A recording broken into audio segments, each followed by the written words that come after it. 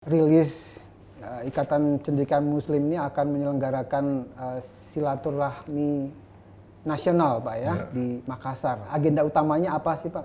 Ya, itu merupakan bagian dari konsolidasi organisasi. Setiap tahun kita selalu mengadakan silaturahmi kerja nasional itu. Tema tahun ini adalah tema tentang membangun Indonesia dari Timur. Kalau melihat temanya kayaknya ada hubungannya dengan pemilu itu, Pak.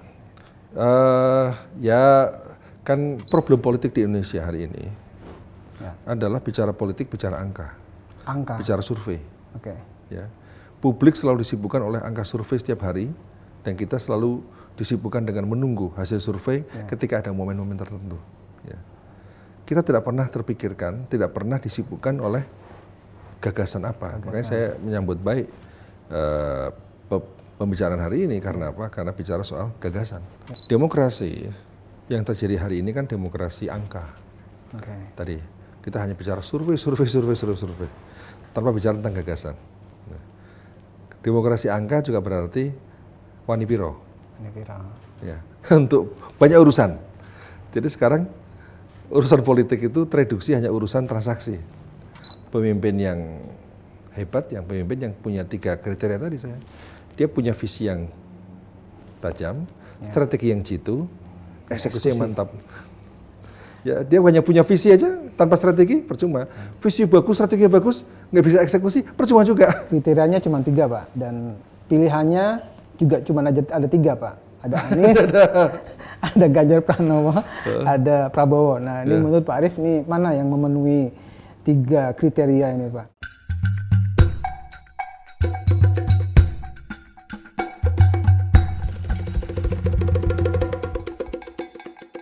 Ada satu organisasi yang isinya para cerdik-cendekia atau kaum intelektual yang membuat tantangan terbuka untuk para bakal calon presiden yang akan berlaga pada pemilu 2024. Tantangan itu berupa adu gagasan tentang visi dan misi mereka terhadap pembangunan di kawasan timur Indonesia.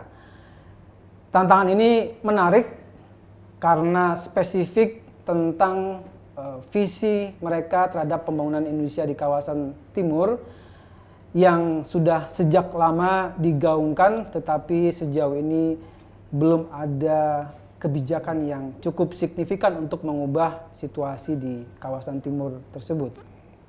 Saya akan berbincang-bincang dengan sang ketua umum organisasi yang saya sebut tadi, yaitu Bapak Profesor Dr. Arief Satria, Ketua Umum Ikatan Cendekiawan Muslim Indonesia.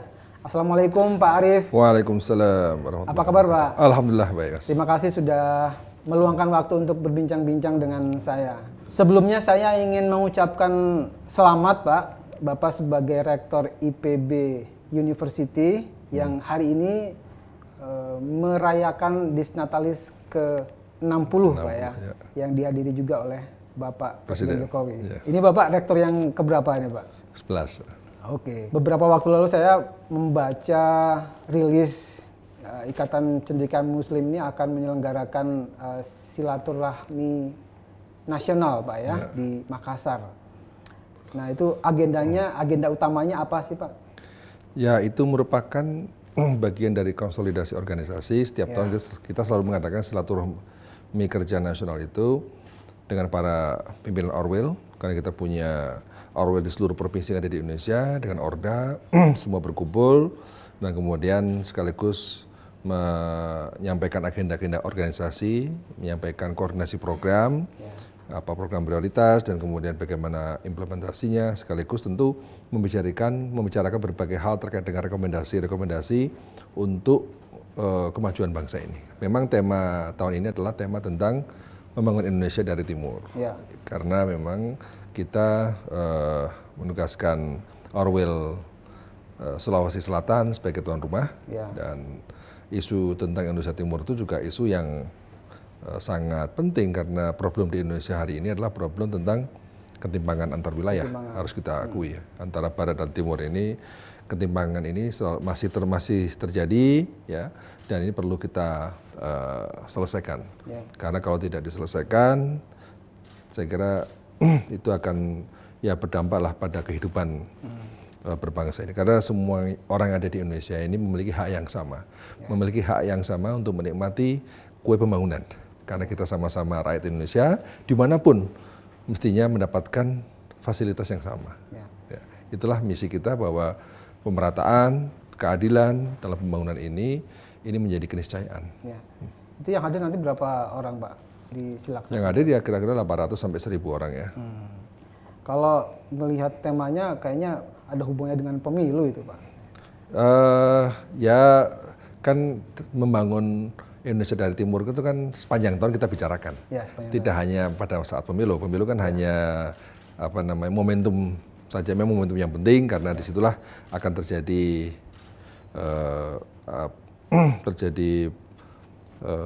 perubahan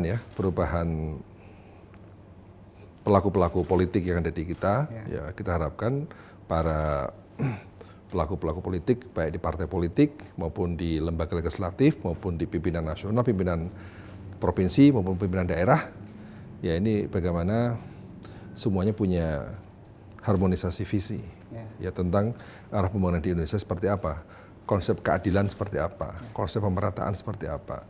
Jangan sampai yang terjadi adalah pembangunan di Indonesia Timur.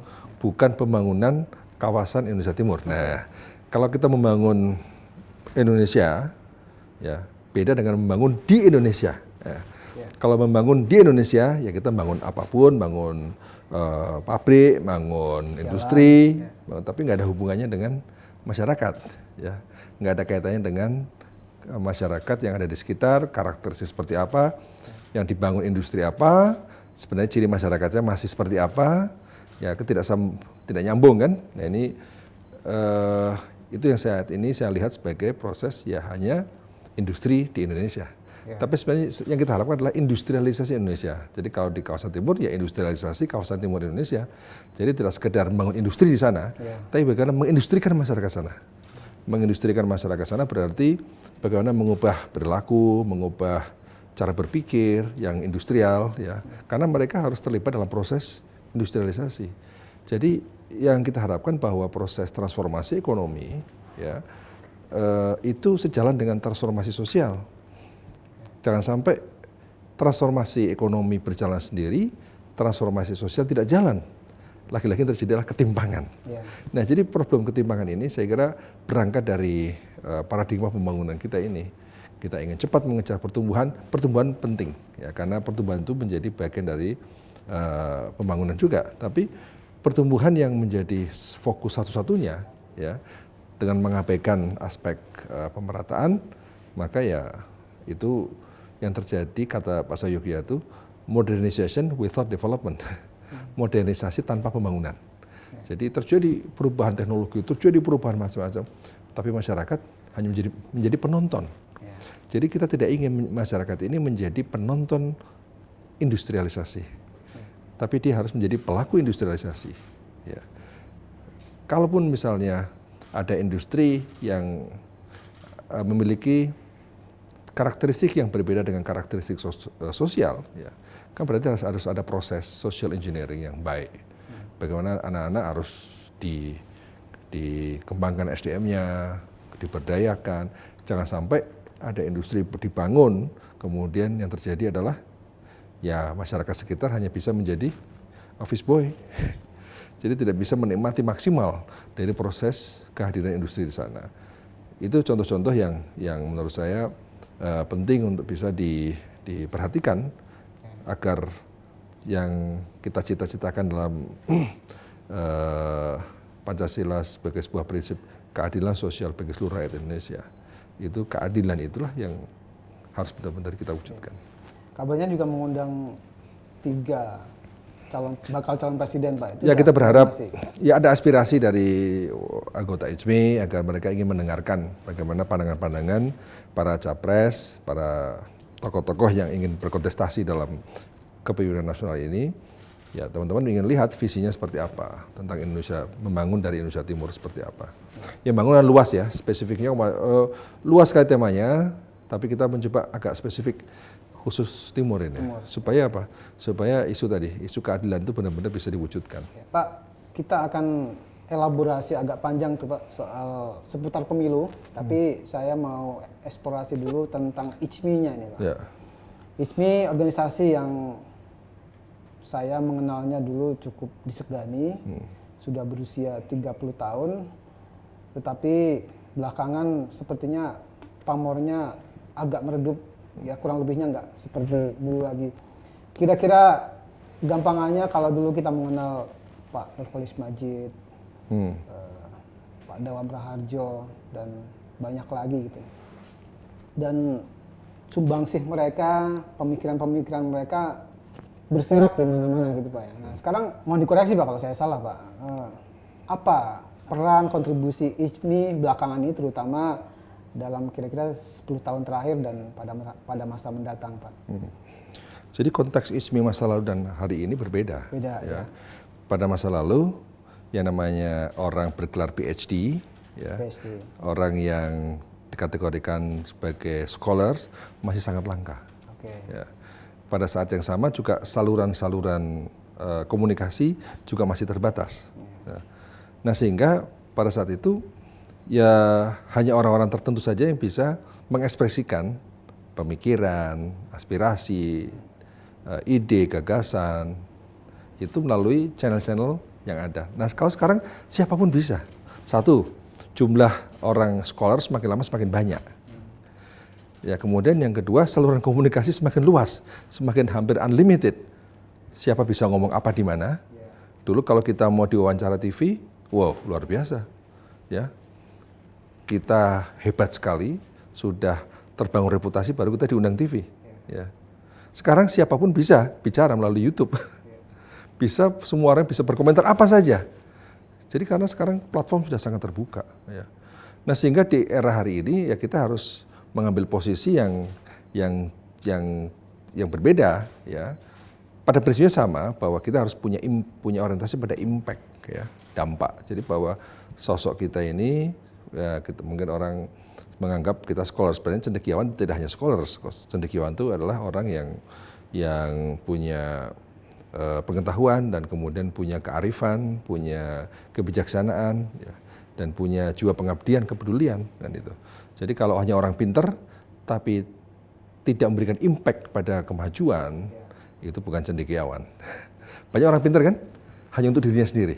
Tapi kita butuh orang pintar, punya banyak pengetahuan, tapi dia punya manfaat untuk banyak orang. Ini yang kita harapkan. Nah sekarang hari ini kita mencoba untuk terus prinsipnya sama, bahwa impact tadi, bahwa ICMI rahmatan lil alamin. Nah, ICMI harus membawa rahmat bagi seluruh alam. Konteks dulu dan konteks hari ini sekali lagi saya katakan memang dalam konteks suasana politik yang berbeda. Kemudian yang kedua dalam konteks suasana kehidupan teknologi maupun sosial yang sungguh kontras. Ya. Nah, jadi ini adalah dipicu oleh karena perubahan, disrupsi yang begitu besar, begitu cepat, yang membuat hidup ini penuh dengan ketidakpastian. Gitu. Nah sehingga kalau sekarang orang bisa ngomong apa saja, ngomong sebagai di mana saja, maka ICMI menurut saya penting untuk bisa memberikan arah. Kira-kira perubahan itu akan dibawa kemana? Ya. Jadi perubahan itu akan dibawa kemana, dan perubahan akan dibawa kemana itu sangat tergantung pada kemampuan kita untuk menangkap sinyal-sinyal perubahan yang ada ini. Ya. Jadi apakah kita ini akan bisa menjadi leader dalam perubahan? Ya. Berarti kita ini harus banyak ide, banyak gagasan. Ataukah kita ini hanya sekedar pengikut perubahan, yang berarti hanya sekedar mengikuti apa yang sudah diinisiasi oleh orang lain? Ataukah kita ini hanya menjadi penonton perubahan, yang berarti kita tidak mampu untuk bisa terlibat dalam proses perubahan? Ataukah kita menjadi penentang perubahan? Ya. Jadi saya kira disrupsi yang terjadi karena perubahan teknologi, ya, karena perubahan tata kehidupan akibat revolusi industri 4.0, di mana semua berkembang sangat cepat ini. Ini membutuhkan membutuhkan kemampuan kita untuk bisa menginspirasi publik tentang memberikan kesadaran tentang tren disrupsi, perubahan besar di dunia ini. Ya. Jadi membangun kesadaran bahwa ini nggak bisa lagi kita ini jalan di tempat. Nggak bisa lagi kita ini hanya terus berbangga dengan apa yang kita miliki di masa lalu. Ya. Yang penting bagi kita adalah bagaimana mulai fokus menata masa depan agar kita menjadi bagian dari masa depan. Jadi inspirasi ya dari kaum cendekiawan ini justru yang ditunggu-tunggu oleh publik. Bagaimana kita mampu untuk bisa menjadi sumber pemikiran, sumber gagasan, ya sumber inspirasi, di mana bisa menggerakkan orang untuk berpikir dan bertindak, ya tadi ke arah pada kemajuan yang lebih baik. Jadi sekarang ini yang kita hadapi adalah disrupsi, yang kita hadapi adalah perubahan cepat, di mana skill yang kita miliki itu hanya 66% yang bertahan dalam 5 tahun. Jadi kalau kita punya skill 100, dalam 5 tahun itu tinggal 66. Yang sisanya tidak relevan lagi dengan perkembangan zaman. Ya. Jadi perubahan itu begitu dahsyat karena profesi banyak yang bergeser, pekerjaan banyak yang bergeser. Banyak hal yang harus kita pikirkan terkait dengan soal disrupsi dan kecepatan perubahan ini dan kemampuan kita untuk merespons. Misalnya begini, menyadarkan tentang soal bagaimana penerapan teknologi yang smart untuk pangan misalnya. Saat ini kita perlu memikirkan tentang regulasi bagaimana pemanfaatan drone untuk pemupukan, untuk pestisida yang saat ini ya kita belum punya kerangka regulasinya. Nah, Taiwan sudah punya, karena sudah membayangkan bahwa yang akan terjadi adalah petani-petani akan menggunakan berbagai instrumen modern, ya. Dan itu karena itu akan menjadi sesuatu yang sifatnya massal, maka harus diatur. Gitu. Karena apa? Kita menggunakan drone untuk menyemprot pestisida, ya itu kan juga berdampak pada food safety, ya, pada keamanan pangan. Ya. Kalau nggak benar, itu juga bicara soal keselamatan manusia juga. Ya.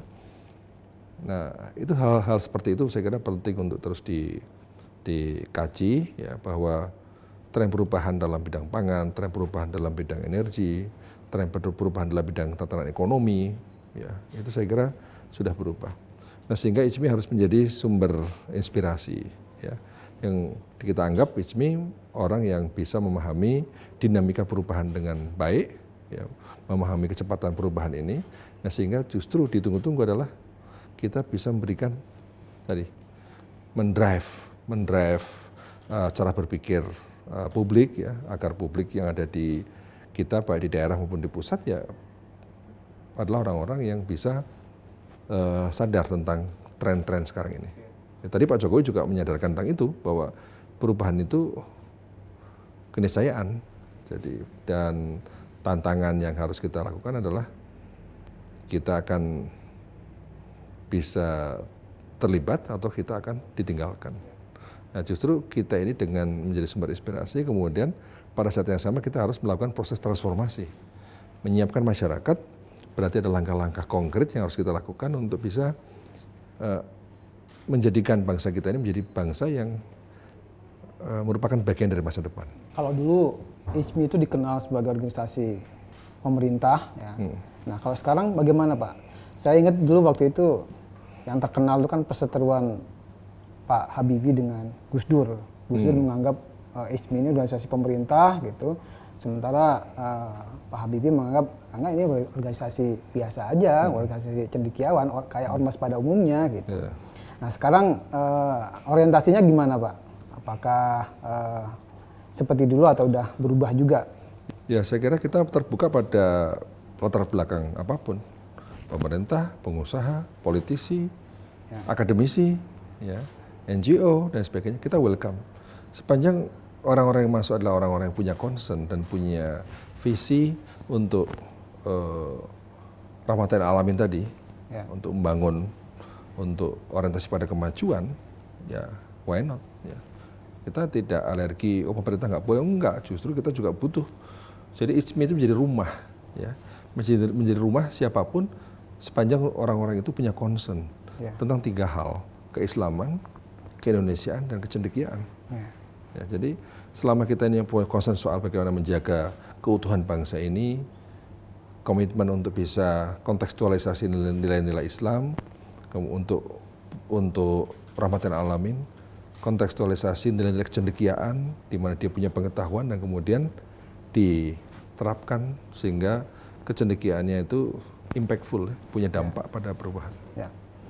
Oke Pak, saya mau kembali ke topik yang tadi yang tema atau agenda utama Silaknas ICMI itu, yang terutama mengundang para capres untuk beradu gagasan tentang pembangunan di Indonesia Timur. Seperti saya katakan di awal tadi, tema ini sudah lama sekali, udah bisa dibilang klasik. Indonesia Timur, Indonesia Timur, Timur dan seterusnya gitu. Ketimpangan antara Jawa dan luar Jawa dan sebagainya. Cuman sejauh ini belum ada kebijakan yang signifikan untuk mengubah situasi di sana. Nah, apakah Silaknas ICMI nanti ini ada semacam punya permintaan komitmen kepada para capres yang mengikat atau gimana untuk dia benar-benar menjalankan visinya untuk kawasan untuk Indonesia Timur ini, Pak? Ya, saya kira kita tidak akan sampai pada sebuah kesepakatan. Ya. Bagi kita yang penting adalah bahwa kita memahami apa yang terjadi di kawasan timur Indonesia dan kemudian memahami bagaimana visi capres yang ada di Indonesia ini, yang itu juga menjadi bahan pertimbangan bagi publik yang ada di Indonesia untuk menentukan pilihan. Tapi bagi kami justru yang penting adalah pada saat itulah terjadi dialog. Terjadi dialog dengan teman-teman ICMI, kita mungkin banyak pandangan, banyak pertanyaan juga banyak pernyataan juga ya, yang kita perlu dialogkan dengan para capres itu. Justru yang paling penting adalah proses dialognya itu. Tapi ya tentu kita semua karena tema tentang hal tersebut ya berkeinginan hampir semua capres punya concern dan punya visi tentang bagaimana cara membangun Indonesia Timur. Saya yakin kalau ditanya, Anda peduli sama kawasan Timur Indonesia? Pasti peduli. Pasti peduli. Semua pasti peduli. Komitmen, semua pasti komitmen. Jadi kalau disuruh nulis komitmen, semuanya sama, nggak ada bedanya. Ya. Tapi ketika ditanyakan soal cara, yang membedakan kan orang boleh punya visi yang sama, tapi bisa saja dia punya cara yang berbeda. Nah, kita lihat cara-cara mana yang lebih realistis. Bicara cara berarti bicara strategi. Ya. Strategi mana yang lebih efektif. Ya. Kemudian bagaimana cara-cara itu pada tataran strategis maupun pada tataran teknis eksekusi. Ya. Karena sebenarnya 3 kekuatan yang bisa mendongkrak perubahan itu karena 3 hal. 1 visi, 2 strategi, 3 eksekusi. Ya, itu kan bedanya kita dengan orang lain kan cuma itu aja. Bedanya kita dengan Jepang, bedanya kita dengan Korea kan cuma di 3 hal ini, visi, strategi, eksekusi. Kita sama semua, hidup 24 jam kan. Makan nasi juga sama. Dikasih fisik yang sama. Yang bedakan hanya itu. Kita punya visi nggak yang setajam mereka. Kita punya strategi nggak untuk mewujudkan visi. Bisa aja kita punya visi yang begitu canggih, visi hebat. Tapi kalau tidak punya strategi yang jitu, ya itu visi hanya sekedar visi, diangan-angan terus. Yang kita harapkan visi bukan sekedar mimpi. Ya. Mimpi itu kan menjadi sumber untuk terwujudnya visi. Ya. Nah, sehingga sejauh mana visi-visi ini bisa terukur. Nah, kalau terukur, nah berarti kan mestinya sudah bisa dirumuskan bagaimana kerangka strategi yang tepat untuk itu. Nah, kalau menurut ICMI meliputi bidang apa aja Pak yang utama itu Pak untuk pembangunan timur Indonesia itu dari segi industrialisasi? Ya, sekarang pembangunan ekonomi ya pasti, kemudian pembangunan manusia itu justru penting. Ya, kemudian yang ketiga adalah pengelolaan sumber daya. Jadi kata Mahathir itu dia mengatakan kemajuan sebuah bangsa tidak ditentukan oleh seberapa banyak kekayaan alam yang dimiliki, tapi seberapa mampu negara itu untuk mengelola sumber dayanya. Jadi kan kita punya sumber daya alam yang luar biasa di kawasan timur kan, baik pertambangan, kemudian maupun yang living resources seperti ikan, untuk produk rempah-rempah, waduh produk-produk yang saya kira punya value yang luar biasa. Nah, bagaimana itu semua menjadi sumber kemakmuran, kemakmuran bersama, bukan kemakmuran sekelompok orang. Nah gitu. Ini yang harus terus diperjuangkan. Ya, jadi memang pada akhirnya yang paling menentukan adalah bagaimana pembangunan ekonomi, pembangunan sosial, dan juga pembangunan lingkungan, pengelolaan lingkungan. Jadi ketiga hal itulah bisa menjaga eksistensi, keberadaan dan survival dari kawasan timur Indonesia itu. Dan kita harapkan ya tentu prinsip-prinsip ketiga hal tadi terintegrasi dalam sebuah platform besar pembangunan di sana. Kalau bicara soal realistis atau enggak realistis, Pak, kawasan timur itu kan luas, Pak ya. Sulawesi, Maluku, Papua, Nusa Tenggara gitu, Pak. Nah, untuk setidaknya 5 atau 10 tahun ke depan, mana yang realistis untuk diharapkan menggenjot pertumbuhan ekonomi di kawasan timur Indonesia itu, Pak? Ya, saya kira hal yang paling penting ketika kita bicara soal kemampuan mendongkrak ekonomi, ya, tentu SDM yang paling menentukan. Jadi sekali lagi, kekayaan alam bukan menjadi penentu. Ya. Yang menentukan adalah kemampuan mengelola. Ketika kita bicara kemampuan mengelola, kita bicara orang, bicara SDM. Nah, sehingga memang SDM inilah yang harus dipercepat, harus diakselerasi penguatannya.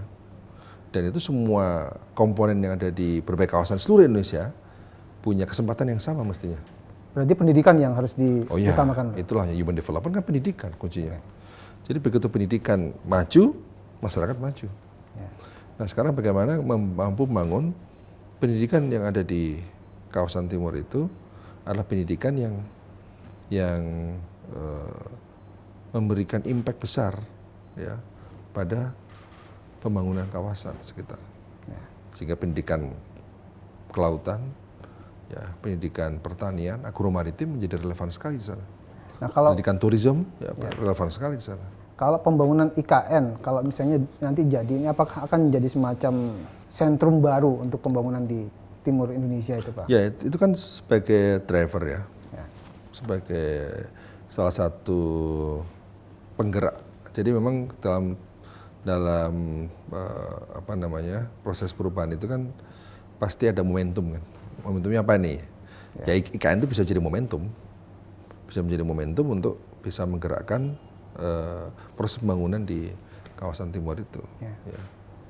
Sejauh ini menurut pandangan ICMI di antara 3 kandidat capres itu apakah sudah kelihatan punya visi, Pak, untuk pembangunan di timur Indonesia? Ini problem politik di Indonesia hari ini adalah bicara politik, bicara angka, bicara survei. Oke. Ya. Publik selalu disibukkan oleh angka survei setiap hari, dan kita selalu disibukkan dengan menunggu hasil survei ketika ada momen-momen tertentu. Ya. Kita tidak pernah terpikirkan, tidak pernah disibukkan oleh gagasan apa. Makanya saya menyambut baik pembicaraan hari ini karena apa? Karena bicara soal gagasan. Ya. Nah justru itulah kita ingin tahu, karena kami hingga saat ini belum melihat dari siapapun capresnya gagasan besar apa yang akan disampaikan. Dan mestinya media juga memberikan ruang yang lebih besar untuk bisa menunjukkan ya visi dari masing-masing capres cawapres ya terkait dengan arah Indonesia ke depan akan dibawa kemana. Belakangan yang mengemuka, Pak, seolah ada semacam 2 kubu nih, Pak. Satu kubu pengen visinya melanjutkan apa yang sudah menjadi legasi Pak Jokowi. Di satu sisi di kubu yang lain ingin perubahan. Nah, menurut ICMI, menurut Pak Arief bagaimana ini, Pak? Saya kira itu kan cuma terminologi saja. Ya. Pada prinsipnya mana ada yang stop kemudian langsung dimulai dari nol, semua kan nggak ada. Semua pasti ada kesinambungan. Pasti meskipun rezim berganti selalu pasti ada. Buktinya jalan, kan nggak ada jalan mangkrak kan. Jalan dia nyambung aja terus. Itu karena apa? Karena ya setiap pergantian rezim dimanapun selalu ada upaya untuk melanjutkan. Masa jalannya kemarin dibangun dihancurin kan enggak, bangun baru lagi.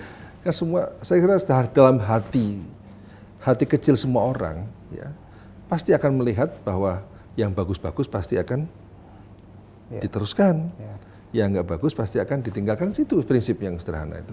Ya. Jadi itu soal terminologi itu ya itu urusan politik ya. Bagi kita adalah yang penting bagaimana kepentingan bangsa kita jangka panjang, ya kepentingan jangka panjang itu proses pembangunan itu adalah proses yang memiliki kesinambungan, ya, memiliki kesinambungan antar rejim maupun antar wilayah, antar hierarki secara vertikal, pusat daerah dan sebagainya. Jadi itu sesuatu yang menurut saya harus ya. Jadi saya yakin ya terminologi itu ya terminologi politik sebagai upaya untuk kampanye silakan aja. Tapi saya yakin semuanya pada prinsipnya pasti justru kesamaan untuk meneruskan. Meskipun mungkin dengan cara yang berbeda, ya kan soal cara saja. Ya. Tapi tujuan sama. Oleh karena itu pentingnya platform pembangunan jangka panjang itu untuk menjamin kesinambungan. Kita kan punya undang-undang rencana jangka panjang. Ya. Dalam rencana panjang sekarang sedang disusun untuk RJP sampai 2045. Ya. Itu tuh apa? Agar kita punya tujuan yang jelas, punya roadmap yang jelas gitu loh. Nah, saya berharap para capres ini ya bisa memperkaya roadmap yang sudah garis besar yang saya adain. Oleh karena itu kita harus hati-hati membangun 2045 itu harus seperti apa gitu, harus hati-hati supaya ini menjadi acuan bagi kita untuk membangun atau membuat rencana pembangunan jangka menengah itu. Berarti nggak ada yang kontradiksi antara perubahan atau upaya melanjutkan itu, Pak? Saya melihat sih nggak ada, ya, semua sama pasti, semua pada prinsipnya sama. Ya. Walaupun di satu sisi yang di kubu melanjutkan khawatir nanti yang sudah dibikin sekarang ini jadi dirusak atau diobrak-abrik gitu. Saya kira kita kan semua orang Indonesia ya. Yeah. Kita semua orang Indonesia, kita punya kepedulian yang sama, kita punya komitmen kebangsaan yang sama, ya. Dan saya yakin tadi hal-hal yang baik-baik kan nggak mungkin semua dihancurin, pasti yang bagus-bagus pasti dilanjutkan. Yeah. Dan bagus tidak bagus, ya memang kadang-kadang itu subjektif, tapi kan ada ukuran-ukuran yang objektif. Dan publik akan bisa menilai, ini layak dijalankan atau tidak, itu semua kan, dan memang setiap rezim kan tidak ada yang sempurna. Ya. Yeah. Tidak ada yang sempurna, justru proses pembangunan jangka panjang itu kan sebuah hubungan antar periode kepemimpinan yang saling menyempurnakan, dan terus penyempurnaan terjadi. Jadi komitmen kebangsaan kita ke depan adalah komitmen untuk terus menyempurnakan, ya. Yang menyempurnakan tadi, yang jelek ditinggalkan, yang bagus ya terus diperbesar, diperkuat dan sebagainya. Itu konsep adu gagasannya nanti di forum Silaknas itu seperti apa, Pak? Pas macam debat capres atau terpisah gitu, Pak? Ya nanti tergantung kesepakatan dengan para capres itu. Apakah siap untuk dipanelkan ataukah nanti masing-masing akan menyampaikan dalam suasana terpisah, ya kita ikuti aja. Tapi bagi kita prinsipnya adalah ya dialog itu. Bagaimana kita memahami dan bagaimana kita menyampaikan aspirasi. Kan saya kira bagi capres juga bagus sebagai bahan pembelajaran. Karena yang diperlukan capres-cawapres kan saya kira tidak hanya menyampaikan tapi juga mendengar. Nah itulah mendengar itu justru saat ini yang terpenting bagi capres dan cawapres. Mendengar aspirasi, mendengar pemikiran, mendengar gagasan dari banyak orang. Tadi Pak Jokowi dalam pidato Disnatalis juga menyinggung soal kerawanan pangan, Pak. Ini masalah bukan hanya masalah nasional, tapi juga masalah dunia, masalah umat manusia yang siapapun nanti capresnya yang terpilih akan dihadapkan pada masalah itu. ISMI yang berisi para cendekiawan lintas disiplin ilmu juga punya concern di bidang ketahanan pangan, termasuk perubahan iklim dan sebagainya. Apa saran atau rekomendasi untuk pemerintahan mendatang, Pak, atau untuk para capres itu, Pak? Kita pertama sudah menyusun masukan-masukan untuk penyempurnaan RPJP.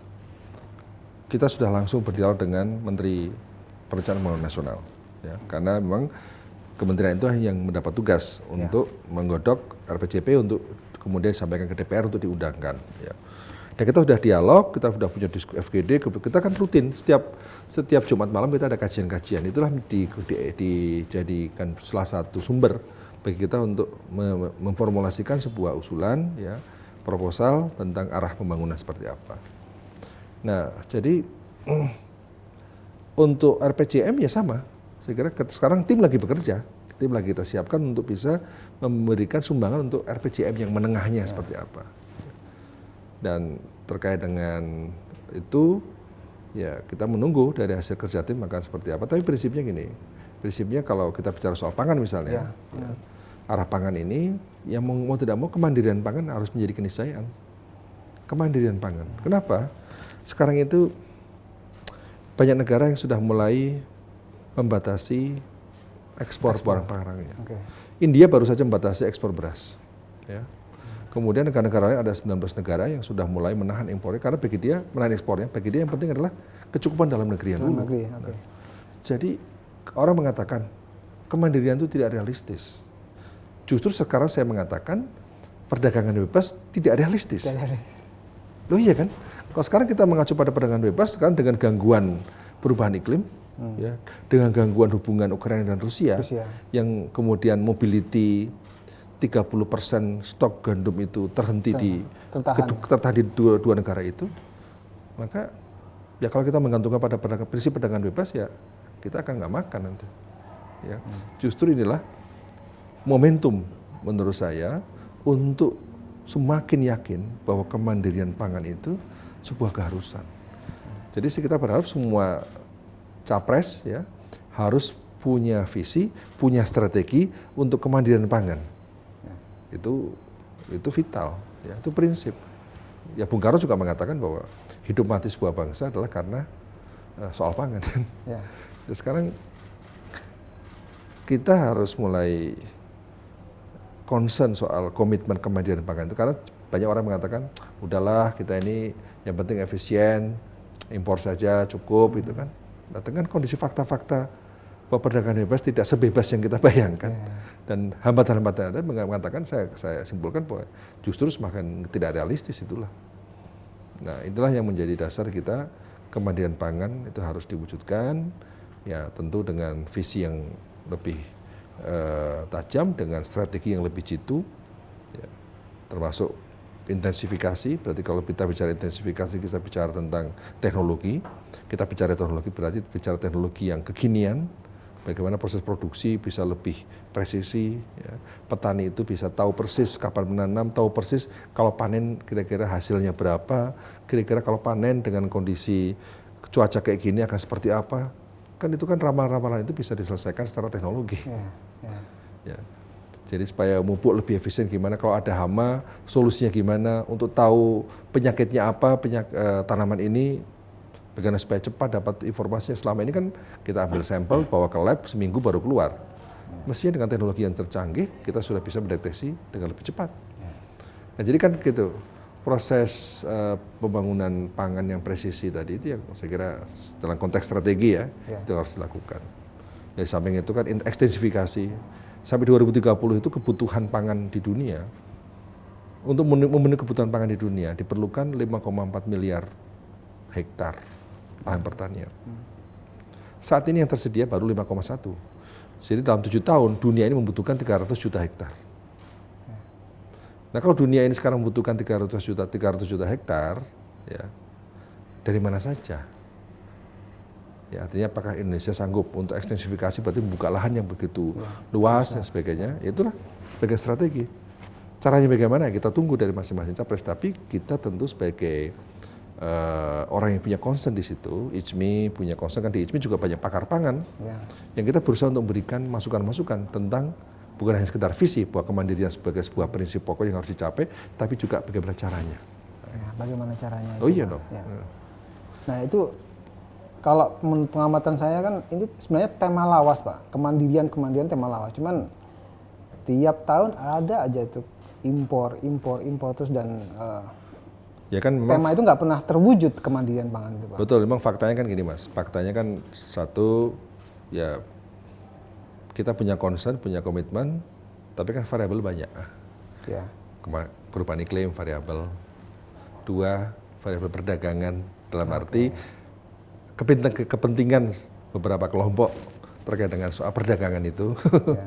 Ya kalau impor tentu hasilnya dalam tanda kutip lebih menjanjikan. dan lain sebagainya. Jadi variabel saya kira sangat banyak. Jadi variabel politik, variabel ekonomi. Sebenarnya soal pangan itu soal ekonomi politik, ya, bukan sekedar masalah teknis semata-mata produksi bagus apa enggak kan. Karena ketika kita mengusahakan misalnya substitusi impor, maka importir pun akan marah kan. Ya. Ya. Ini bahaya nih. Kita dapat fee besar dari keuntungan besar dari impor ini, tiba-tiba sekarang ada kemandirian pangan. Ya itu pasti yang terjadi adalah apa namanya ya bukan perang ya, tapi ya ya resistensi itu saya kira pasti ada. Ya. Jadi ya itu hal-hal yang biasa aja. Nah karena itu kan pemerintah menurut saya harus strong, harus kuat. Ya. Yang dipikirkan harus masalah ya tadi ya kesejahteraan, juga kedaulatan, ya juga kemandirian itu. Ya. Tadi Pak Arief sempat menyinggung penggunaan drone di Taiwan Pak ya, untuk itu bagian dari intensifikasi pangan Ya, Pak, ya? itu kan intensifikasi proses produksi dan itu kan kemudian sudah diatur ketinggiannya berapa dan sebagainya, itu kan bagus itu. Nah kita mestinya juga sudah mulai mengatur itu, mengatur tentang drone seperti apa, mengatur tentang misalnya ada smart traktor gimana, kan harus di ini. Nah kalau menurut pandangan HMI bagaimana? Apa teknologi apa yang lebih cocok untuk diterapkan di Indonesia yang secara geografis terpisah-pisah pulau-pulau gitu Pak? Jadi teknologi itu kan sangat tergantung pada di mana kita menerapkan. Ya. Sekarang kalau kita menggunakan drone, Mas, drone kita gunakan untuk memupuk. Pemupukan dengan drone dalam 10 menit bisa mencakup 1 hektar dengan nilai rupiah Rp150.000 sewanya itu. Dengan manusia pasti lebih dari 150.000, kemudian lebih lama dan lebih kurang presisi, kira-kira itulah. Ya. Tapi kalau kita yakin bahwa drone lebih efisien, lebih efektif, kemudian pakai drone semua, tapi masyarakatnya itu masyarakat buruh taninya masih banyak di situ, yang terjadi adalah pengangguran. Okay. Tapi kalau di sebuah masyarakat, buruh tani sudah nggak ada lagi, Mas, susah cari orang. Ya gunakanlah drone gitu. Nah jadi memilah-milah mana teknologi yang cocok, modern, mana yang belum cocok dan sebagainya, itu memang soal kearif wisdom. Sehingga makanya tadi implementasi teknologi bukan sekedar urusan efisiensi, tapi urusan wisdom. Ya. Sekarang pada saat kita ini menemukan dulu sabit, dulu kan orang panen pakai ani-ani, ya. Kemudian sabit, itu kira-kira hasil penelitiannya orang Jepang di Indonesia itu terjadi masalah di pedesaan, ya masalah pengangguran, ya kan. Sabit sekali satu orang sabit sama dengan 10 orang ani-ani.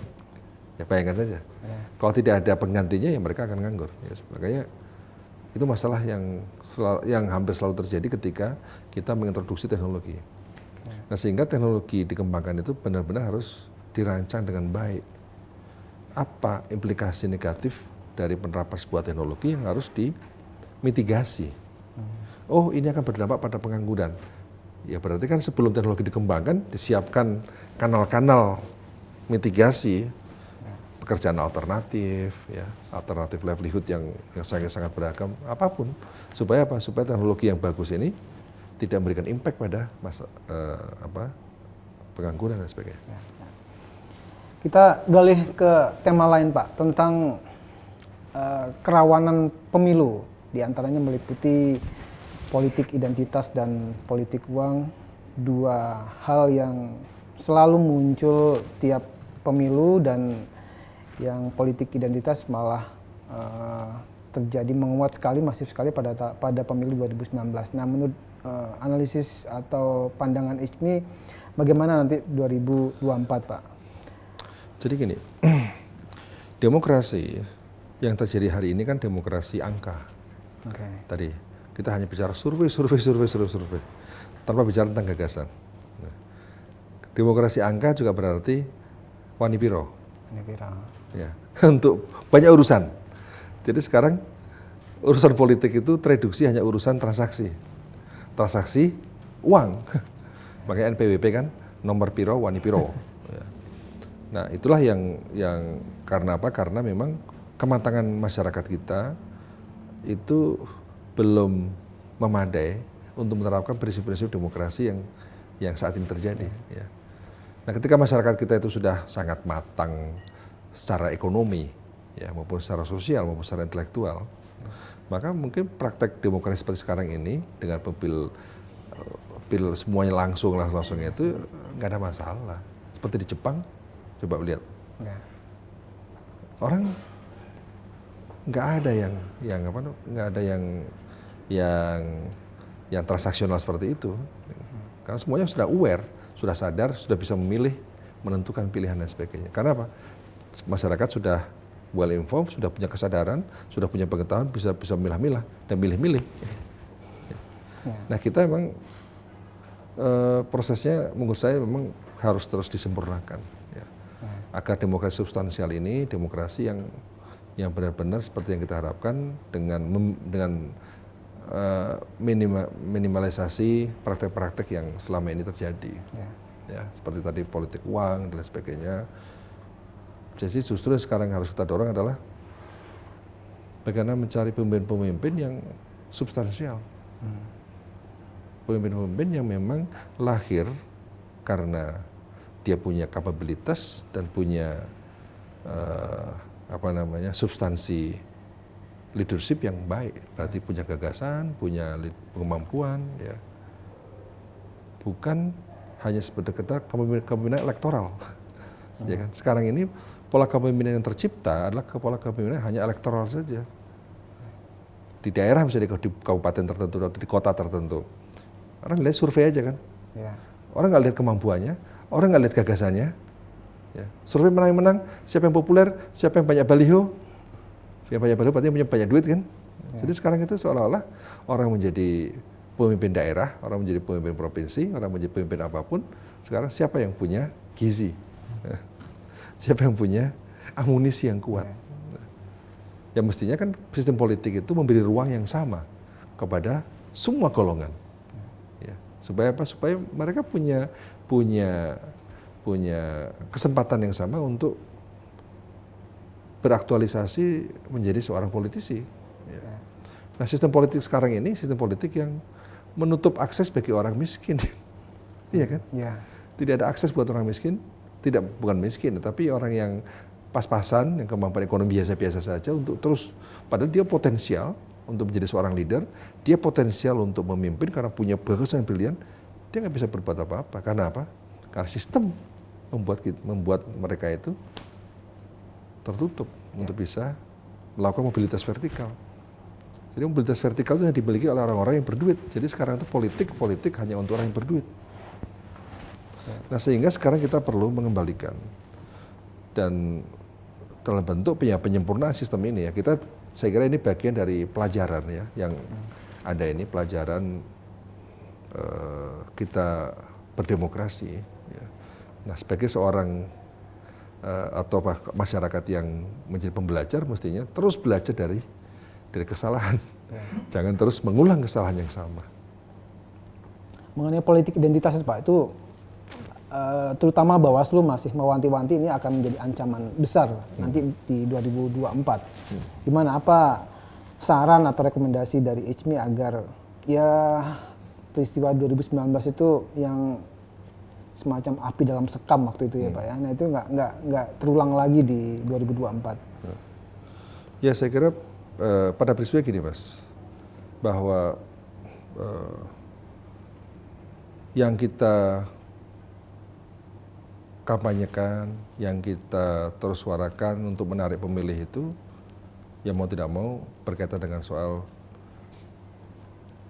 kemampuan berarti kan soal gagasan, ya, soal pikiran, soal visi dan lain sebagainya, yang kemudian itu menjadi satu variabel yang harus terus dikembangkan. Ya. Jadi publik harus dibangun kesadaran soal itu, bahwa kita memilih adalah memilih sosok leader yang secara substansial adalah seorang leader.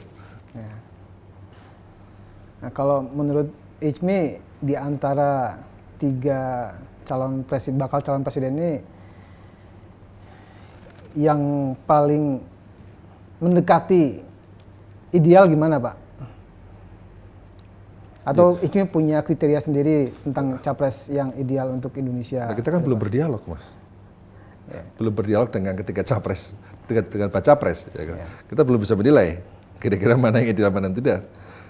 Jadi tapi kalau sejauh ini kan sudah kelihatan track record-nya seperti apa? Ya kita hanya tahu track record.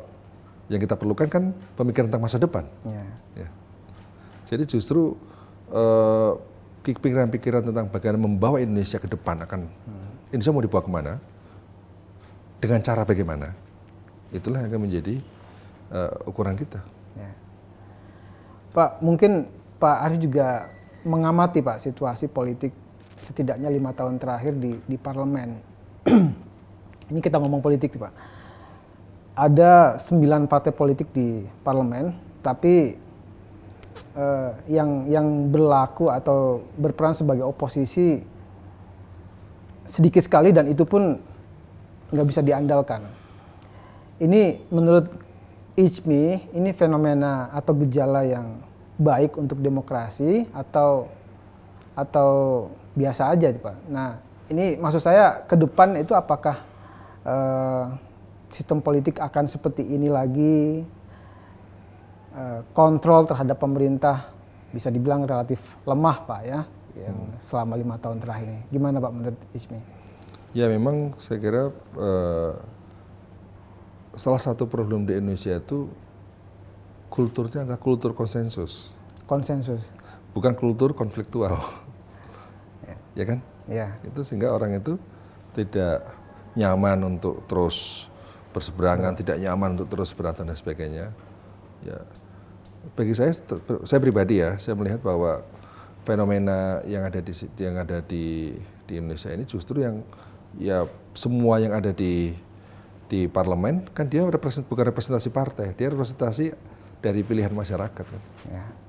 Tidak hanya partai maksudnya. Nah sekarang membangun kesadaran masyarakat bahwa dia milih orang itu ada konsekuensi loh.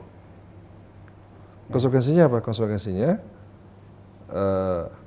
bahwa orang yang dipilih itu mestinya punya tanggung jawab untuk menyampaikan aspirasi orang-orang yang memilihnya itu. Ini kan yang jarang terjadi. Ya. Sekarang kalau kebijakan partainya di kota X, kebijakan partai A misalnya, kebijakannya adalah B. Sementara B itu merugikan warga setempat, warga daerah itu. Ya mestinya orang yang representatif itu memperjuangkan daerah yang itu kan yang menjadi konstituennya dia. Jadi dia punya tanggung jawab moral ya, untuk memperjuangkan aspirasi masyarakat itu. Jadi tidak semata-mata yang dia perjuangkan adalah kepentingan partai. Ya. Memang tugas politisi sekarang ya memang cukup berat ya karena mencoba untuk menjaga arah kebijakan partai. Pada saat yang sama dia harus mampu menyerap aspirasi masyarakat. Dan saya kira karena dia dipilih oleh rakyat langsung ya mestinya dia harus bertanggung jawab. Seperti di Jepang itu, saya pernah datang ke Kampung Nelayan yang dipasang foto-foto itu bukan fotonya presiden, bukan fotonya Perdana Menteri, fotonya parlemen. Anggota parlemen. Saya nanya, ini siapa? Ini adalah yang mewakili kami di parlemen. Jadi kalau ada apa-apa dengan kami, saya tuntut langsung. Nggak peduli partainya apa. Jadi membangun ikatan itu menjadi penting. Sehingga sekarang itu justru tugas ICMI adalah membangun kesadaran itu kepada publik, kepada masyarakat tentang Anda milih itu ada konsekuensi loh. Ya. Milih itu dia jadi, ya, jangan sampai kemudian dia terpilih macam-macam, kemudian dia tidak mendengar lagi Anda, tidak mendengar aspirasi Anda, tidak punya impact apapun buat Anda, dan sebagainya. Ya. Harus ada konsekuensi, harus ada impact. Ya, jangan sampai masyarakat hanya diperalat untuk voting kemudian selesai gitu. Nah itu bagaimana caranya Pak untuk membuat hasil pemilu itu memang berdampak pada masyarakat? Ya makanya kita sekarang dengan KPU ingin kerjasama membangun kesadaran politik itu, ya campaign, ada pelatihan dan lain sebagainya untuk agar masyarakat menjadi semakin cerdas, ya dalam memilih, ya kemudian semakin paham situasi, supaya tidak diperalat dengan politik uang.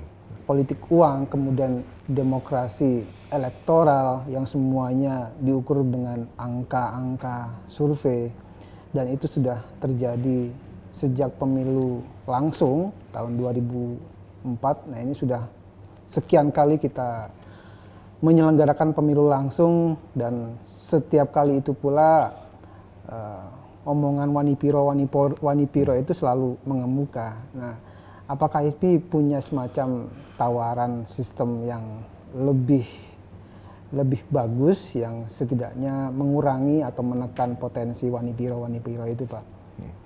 Ya, kira tim politik kita lagi bekerja, Pak, untuk menyiapkan itu. Saya kira di ISMI ya, termasuk ini dalam program untuk menyiapkan kontribusi terhadap RPJM, RPJP, termasuk dalamnya adalah sistem politik apa sih yang tepat, termasuk juga bagaimana pola otonomi daerah yang tepat seperti apa. Jadi otonomi daerah apakah pada level provinsi atau pada level kabupaten, ataukah kita perlu model pengelolaan pembangunan itu akan seperti apa. Karena sekarang itu, ini Mas, fakta betapa sulitnya gubernur mengumpulkan bupati. Ya. Karena beda afiliasi politik. Ya. Jadi itu kan fakta yang ada.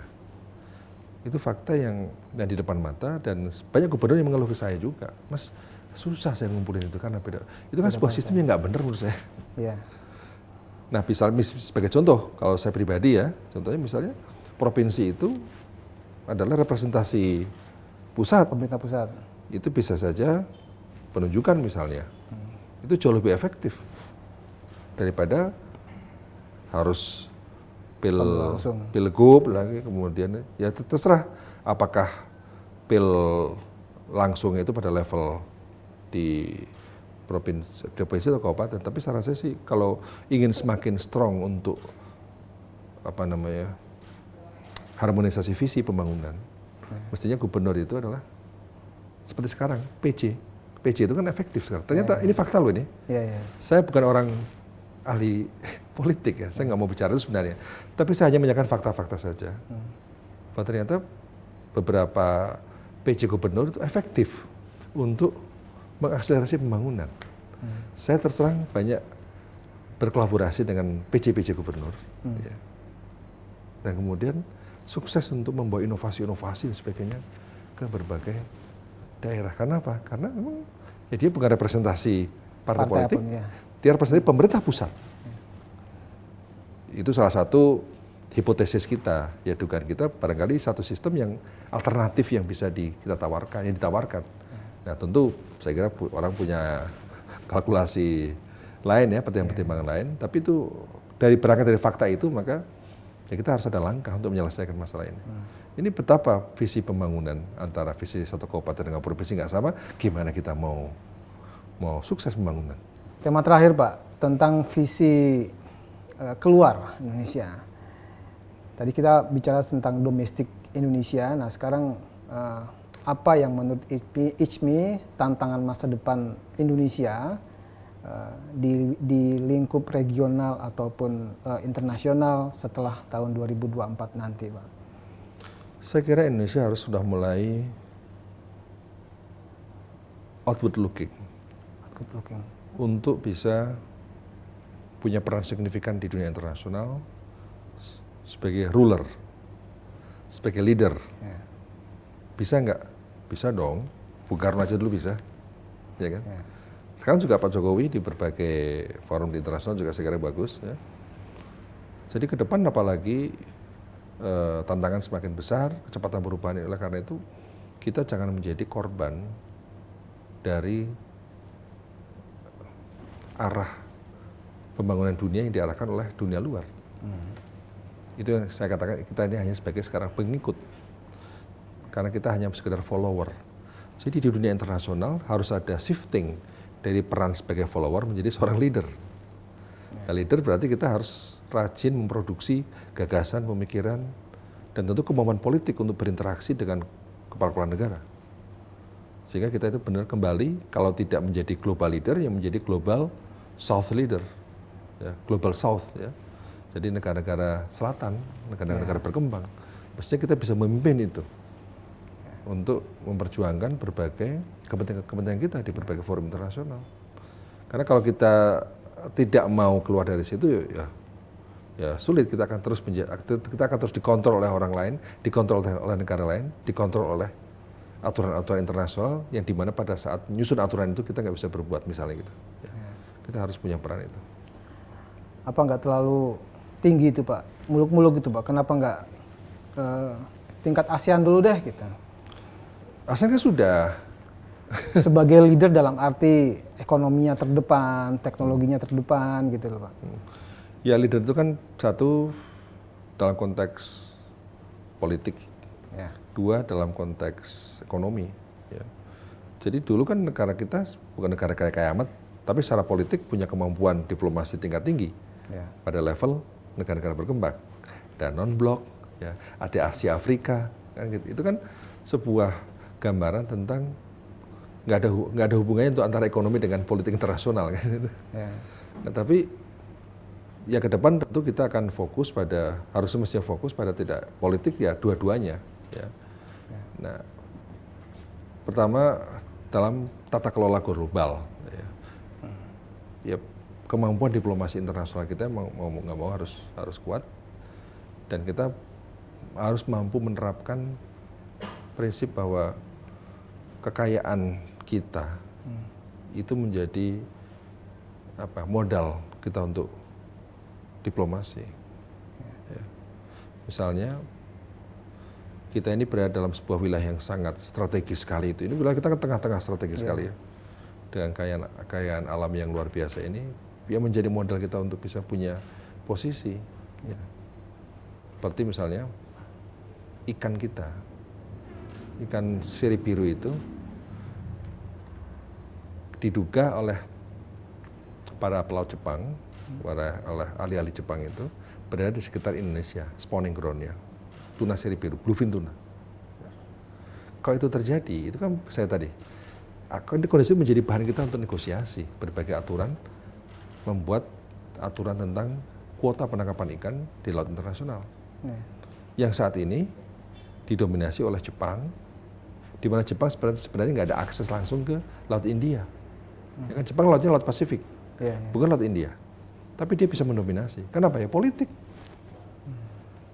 Ya. Nah, tapi kita belum mampu untuk bisa menjadikan bahwa loh ini tuna itu kan dari Indonesia semua. Ya. Ya. Begitu pula juga sama tentang karbon. Kita punya hutan yang begitu lebat luar biasa. Ya. Jadi kita punya laut yang luar biasa, itu sumber karbon. Ya. Itu tempat untuk menyerap karbon. Nah, kemampuan kita menyerap karbon yang begitu besar inilah yang saya kira itu menjadi modal diplomasi. Oleh karena itu banyak hal-hal yang bisa kita jadikan sebagai yang modal dalam diplomasi internasional kita. Bahwa kita adalah negara yang punya peran besar di dunia ini. Nah, sekarang kalau alam kita rusak akan berpengaruh ke dunia. Ke dunia juga ya. Kalau ikan kita rusak, laut kita rusak akan berpengaruh ke dunia. Karena penyu yang ada di Indonesia juga bermigrasi ke Amerika, bermigrasi ke Kanada. Penyu yang ada di daerah Indonesia ini bermigrasi ke sana. Jadi kalau misalnya katakanlah penyu hancur, ikan tuna yellowfin itu sebagian baby tunanya ada di sekitar Laut Sulawesi. Ya kalau itu kita hancurin semua, dampaknya ke suplai stok ikan di dunia. Itu contoh betapa strategisnya kita dalam konteks perikanan, dalam konteks karbon. Ya. Hutan Pak ya.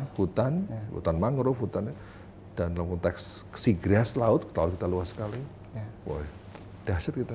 Nah itu menurut Pak Arief butuh pemimpin seperti apa yang bisa mengoptimalkan modal sumber daya alam kita untuk diplomasi itu Pak. Loh itulah, makanya pemimpin yang hebat, pemimpin yang punya 3 kriteria tadi dia punya visi yang tajam, strategi yang jitu, eksekusi yang mantap. Ya, dia hanya punya visi aja tanpa strategi percuma. Visi bagus, strategi bagus, nggak bisa eksekusi, percuma juga. Simpel kan? Cuman itu aja. Dia punya pandangan ke depan Indonesia akan dibawa kemana, punya pengetahuan dan punya kemampuan tentang caranya gimana. Ya. Dan kemudian yang ketiga, punya kemampuan untuk mewujudkan dan mengeksekusi. Ya udah. Kriterianya cuma 3 Pak, dan pilihannya juga cuma ada 3 Pak. Ada Anies, ada Ganjar Pranowo, ada Prabowo. Nah ini menurut Pak Arief ini mana yang memenuhi 3 kriteria ini Pak? Loh kita kan belum dialog dengan mereka. Kalau kita sudah dialog, kita akan tahu mana yang punya visi, mana yang punya strategi, mana yang punya kemampuan eksekusi. Ya. Nah kita harus berdialog dulu. Baik Pak, kita pantau nanti Pak dialognya Pak. Ya. Semoga ditayangkan secara live Pak ya. Oh iya, kita terbuka lah. Ya. Baik Pak Arief, terima kasih atas waktu wawancaranya. Terima kasih. Semoga silaknasinya nanti sukses dan ketiga capres juga hadir dan menyampaikan visi dan misinya yang lebih gamblang di situ. Demikian Vivanian obrolan saya dengan Bapak Profesor Dr. Arief Satria, Ketua Umum Ikatan Cendekiawan Muslim Indonesia. Tonton terus di interview, sampai jumpa.